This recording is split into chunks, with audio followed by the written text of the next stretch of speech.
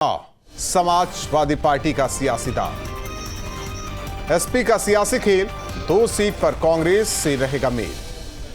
विकास पर होगा चुनाव, चलेगा जाति धर्म वाला ताव। यूपी में कौन मजबूत, 9 सीटों पर जीत होगी सबूत। इन सवालों के साथ मेहमानों से चर्चा। हमारे साथ मेहमान जुड़े हैं अशोक यादव जी, प्रवक्ता समाजवादी पार्टी।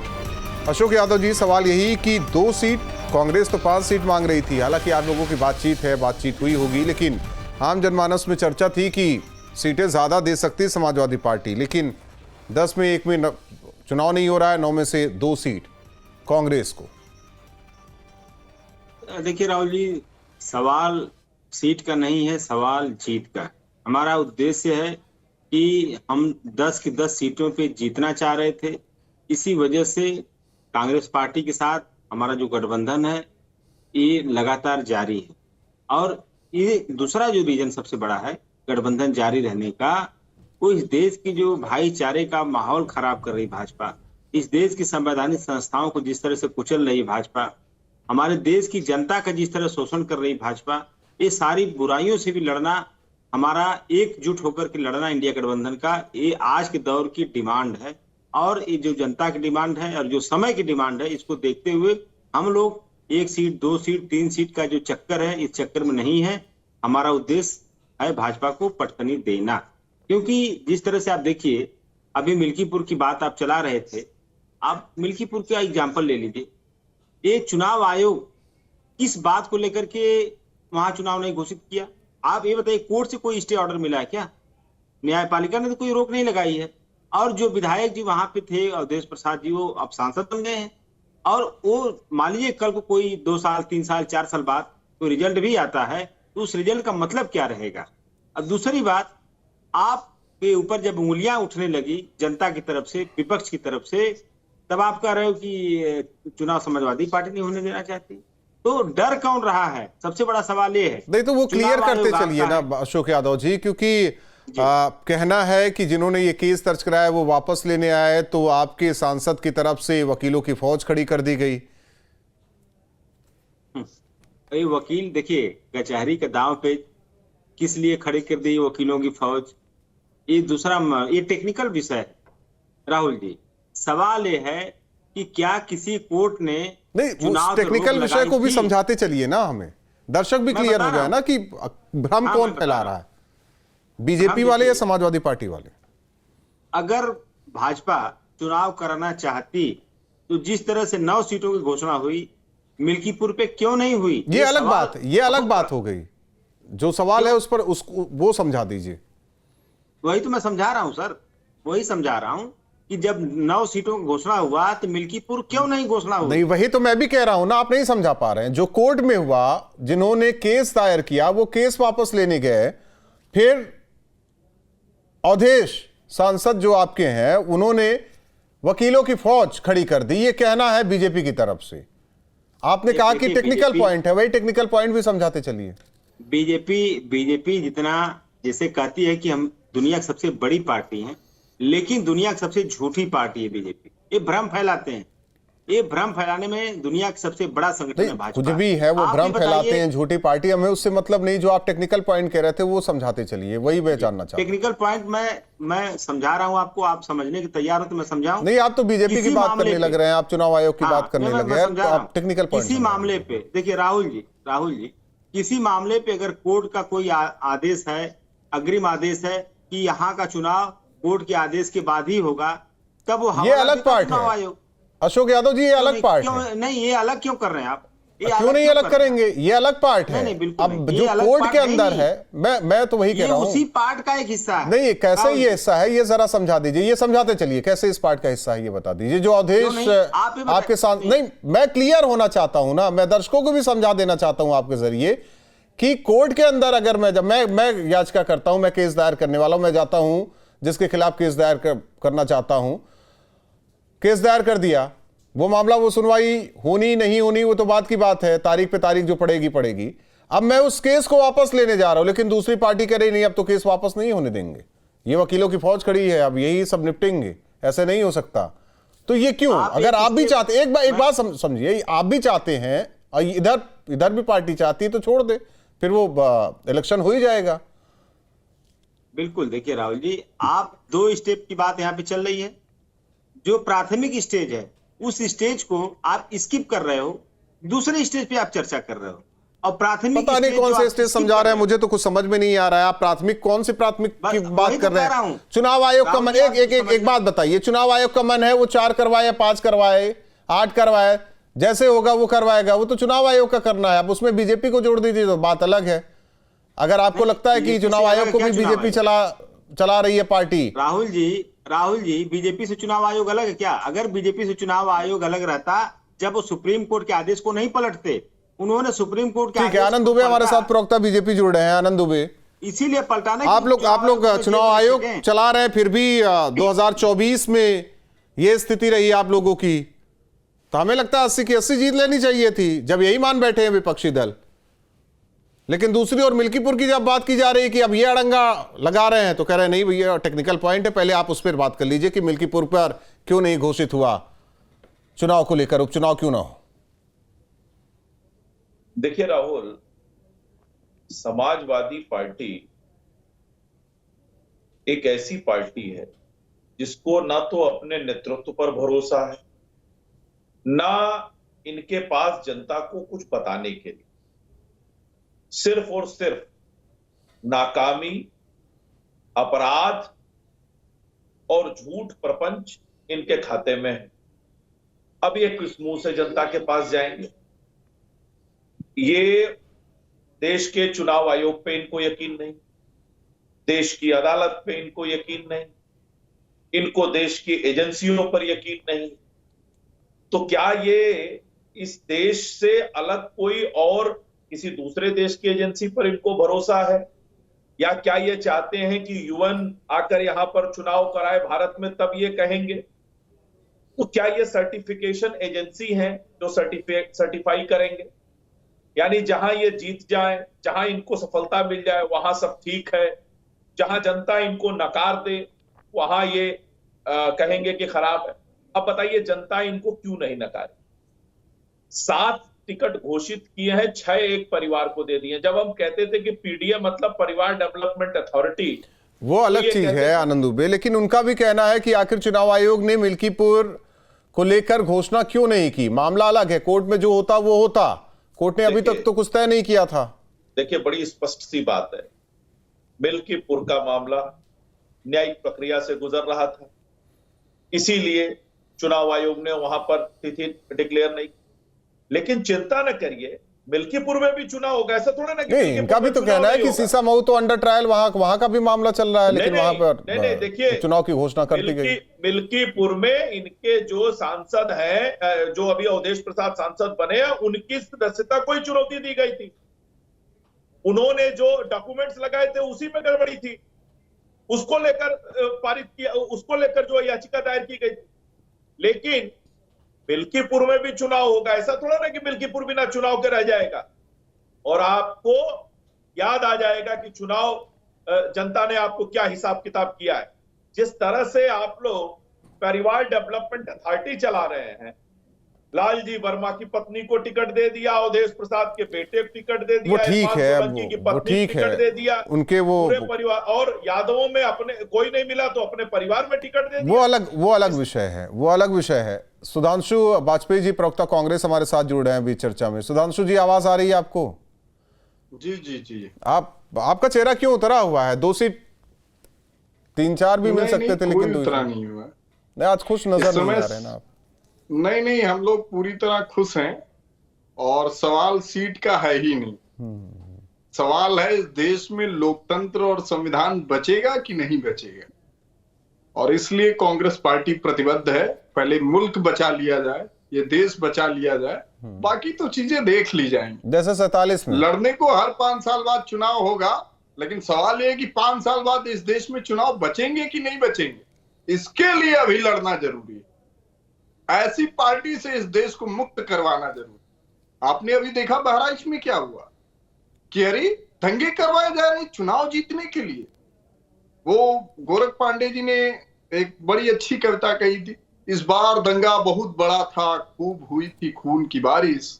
फसल अच्छी होगी मतदान की। तो मतदान की फसल को अच्छी करवाने के लिए दंगे करवाए जा रहे हैं। यही नहीं, महाराष्ट्र में एक माफिया के द्वारा माफिया राज फिर से लाया जा रहा है। यानी साबरमती जेल में बैठकर, गृह मंत्रालय की निगरानी में बैठकर वो मुंबई में हत्या करवा रहा है और सरकार पीठ ठोक रही है। पूरा मीडिया उसका महिमा मंडन कर रहा है, उसको हिंदू बनाम मुस्लिम किया जा रहा है। यानी इस देश को माफिया, यानी सुधांशु वाजपेयी जी, भरोसा करने लायक किसी पर नहीं है ना। सवाल यही है कि माफिया तंत्र के रूप में इस देश के लोकतंत्र, न सरकार पर भरोसा, न पुलिस पर भरोसा, न लोगों पर भरोसा। थोड़ा बच के रहिएगा। आनंद दुबे नहीं राहुल जी नहीं, मुझे चिंता है विपक्ष की चिंता है। 70 साल इस देश को कांग्रेस ने चलाया है। चलाया। कभी किसी ने सुप्रीम कोर्ट पे सवाल नहीं उठाए। सही बात। कभी इस देश के लोकतंत्र पे सवाल नहीं उठे। सही बात। फिर आज ऐसा क्या हो गया कि केंद्रीय चुनाव आयोग को लोग केचुआ कहने लगे। ठीक। वो चुनाव आयोग की बजाय बताइए 10 सीट की बजाय 9 सीट पे चुनाव केवल करवाया जाएगा। अरे वन नेशन वन इलेक्शन की बात कहने वाले 4 स्टेट में एक साथ चुनाव नहीं करवा रहे, इतने डरे हुए और वन नेशन वन इलेक्शन करवाएंगे। एक्चुअली चुनाव, और ये कहने में मुझे कोई गुरेज। अच्छा, एक छोटा सा सवाल था सुधांशु जी, महाराष्ट्र में कितनी सीट दे रहे हैं समाजवादी पार्टी को? 2 के बदले 4? देखिए, हम ये कह रहे हैं कि वो हमारा आपस का मसला है, बतिया लेंगे। हमारे लिए सीटें महत्वपूर्ण है। अच्छा, सही बात, सीटें महत्वपूर्ण है। देश का लोकतंत्र माफिया तंत्र में तब्दील होने से बचेगा कि नहीं बचेगा। नागपुर का भारत के संविधान के बजाय नागपुर का संविधान नहीं चलने देना है, ये हमारी जिम्मेदारी है। इस बात के लिए हम खड़े। ठीक, कोशिश जो है ना कि नागपुर या संविधान इस देश में आनंद दुबे हम बाबा साहब देखिए, अगर चल जाएगा नागपुर का संविधान, फिर आप लोग क्या करेंगे? अब मैं बोल लूं राहुल, अगर मैं बोल चुका हूं।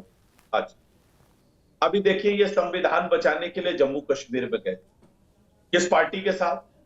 जो पार्टी कह रही है कि 370 को हम खत्म करके और फिर से जम्मू कश्मीर का संविधान लागू करेंगे। वो संविधान लागू करेंगे जिसमें SC ST को आरक्षण नहीं है। ये संविधान बचाने गए। ये लोकतंत्र बचाने की लड़ाई लड़ते हैं, देश बचाने की लड़ाई लड़ते हैं। वो एक बड़ा अच्छा शेर है ना कि दामन पर कोई दाग ना खंजर पे कोई छींट, तुम कत्ल करे हो कि करामात करे हो। ये वो लोग हैं जिन्होंने लाशों पर देश बांटकर सत्ता पाई, सिखों का खून बहाया, इस देश में दंगे करवाए। जब जब कांग्रेस को सत्ता की जरूरत पड़ी, दंगे करवाए। इस देश की एजेंसियों को भेंट चढ़ा दिया गया। CBI को पिंजरे में बंद तोता इन्हीं के समय में कहा गया। सुप्रीम कोर्ट में सबसे नीचे के जज को उठा के चीफ जस्टिस बना दिया, जस्टिस AN रे को। इनको शायद अपना इतिहास नहीं पता है। तो सीधे राज्यसभा देते हैं भाई साहब, जितने, लेकिन इनसे आप क्या बात करिएगा? कोर्ट का जज रिटायर होकर अगले दिन अगर भारतीय जनता पार्टी छुट्टियां मनाने चले जाते थे। देश का बड़ी ट्रॉली क्या होगी? जिन्होंने सत्ता के लिए इमरजेंसी लगा दी। 3 जज भारतीय जनता पार्टी हाथ कर ले रहे हैं और हाईकोर्ट में जजमेंट दे रहे हैं। पूरा कैसे न माना जाए कि न्यायपालिका पक्षपात कर रही है? अभी बरेली में हम तो कह रहे हैं, इनके जो भी अभी जो इस पे बहराइच वाले रक्त गिरे हुए हैं, क्या बात कि वो अगले दिन भाजपा ने ज्वाइन कर दिया। ठीक है, अशोक यादव जी, हत्या का काम किया। अशोक यादव जी, न्यायपालिका के जजों को भारतीय जनता पार्टी ज्वाइन कर। सुधांशु जी और आनंद जी, एक मिनट। अशोक यादव जी, ये जरा समझा दीजिए, न्यायपालिका पर संदेह ना हो, समझा दीजिए। सुधांशु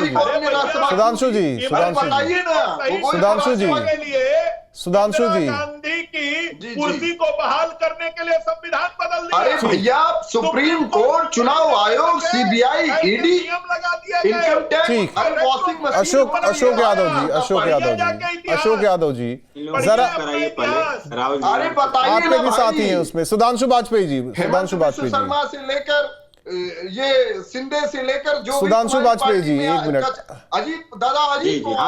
अशोक यादव जी, मिल्कीपुर सीट पर उपचुनाव कैसे हो? जरा एक मिनट जरा शांत हो जाइए।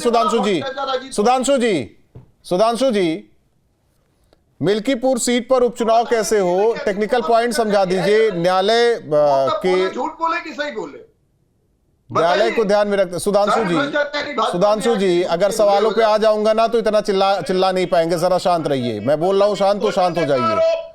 आनंद आप भी शांत हो जाइए। आनंद आप भी शांत हो जाइए। आनंद आप भी शांत हो जाइए।